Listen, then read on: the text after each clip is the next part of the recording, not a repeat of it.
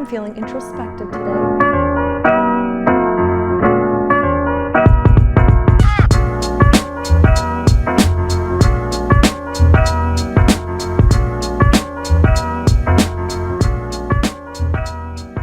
Let's do a try not to cry challenge. Why not? Tears are great for you. They contain lysozyme, which is an enzyme. It's antibacterial. They also have inflammatory cytokines, and we need to get rid of that stuff, right? Okay, I'm getting ahead of myself. My name is Dr. Laura Salyer, and I love helping patients and practitioners color outside the lines of what they think is possible in their health or in their own creative micro practice. And today we're going to talk about some vulnerability.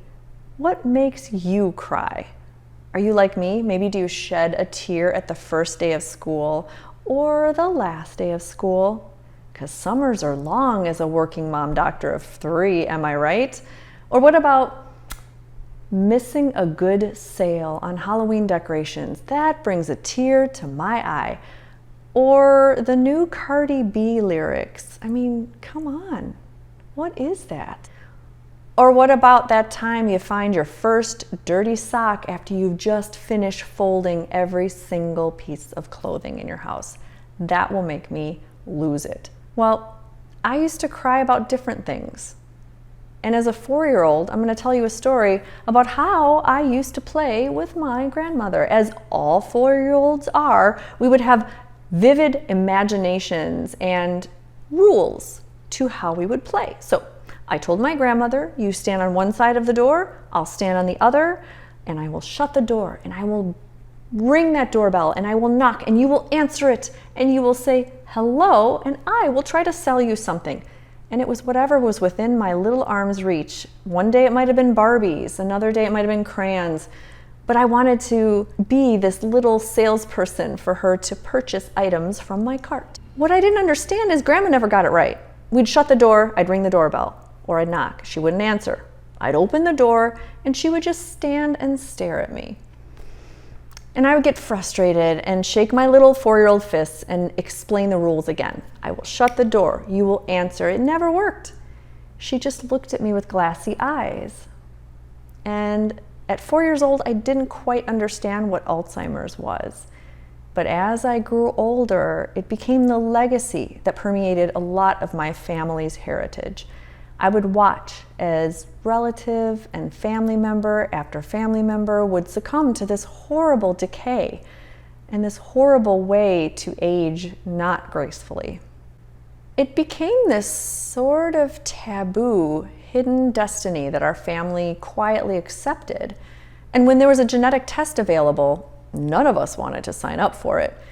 My grandmother passed when she was relatively young, 67 years old. So when I was in medical school and we learned of ApoE, there was no way I was signing up to get tested unless I wanted to cry for the next 5 decades, right? Now there's functional medicine.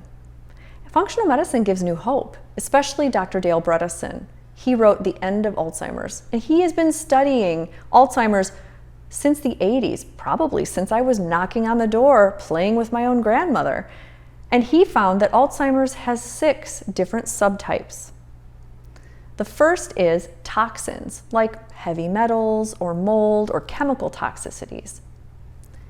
There's trauma, such as concussions or brain injuries. Inflammatory, like cancer diagnoses, autoimmune, ApoE. Vascular, like stroke and blood pressure. And withdrawal of the nutritive brain trophic factors. And these are things that help nourish the brain, like vitamin D or hormones. And finally, insulin resistance. Dysregulation of sugar is the #1 fastest route to type 3 diabetes, which is what they coin Alzheimer's dementia. And through Dr. Bredesen's research, he's identified 36 different ways that your body can inch further towards dementia or further away. And now there is more hope than ever, as Dr. Dale Bredesen has published studies showing reversal of cognitive decline.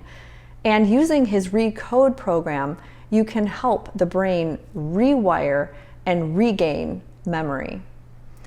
I like to prevent this by working with people between ages of 40 and 50. That's the ideal time to look deeper into your own genetics and into your biochemistry and find out what was missed at a conventional doctor's visit so that we can help eradicate infections that might prime your brain for dementia or rebalance your cortisol and hormones and get you into tip-top shape. If you're looking for a functional provider, you can go to ifm.org and search your zip code. Or if you're in the Monroe area, you can partner with me and schedule a strategy session. I'd be so excited to learn what you would like for your body and your health. And if you are not looking to do anything but just the basics, I would definitely recommend that you look to your sleep cycles. Make sure your routine sleep and wake cycles are tip-top shape, that you're not waking up frequently in the night, and that you're treating your sleep apnea. I'd also make sure you consider intermittent fasting as a great way to induce your own body's repair systems in your mitochondria. And make sure you're exercising aerobically, getting that heart pumping and that blood circulating so that you keep your brain in tip-top shape. And if you want to play with that right brain of creativity, you can head to rightbrainrescue.com, where I love nourishing people's brains with the proper food and exercises to get you as brilliantly creative as possible. Thanks for listening, and let's just try crying a little less these days. There's certainly a lot to cry about in 2020, but hopefully after this little video, you have more hope with Alzheimer's dementia. Check out Dr. Dale Bredesen and his research today. Have a wonderful day.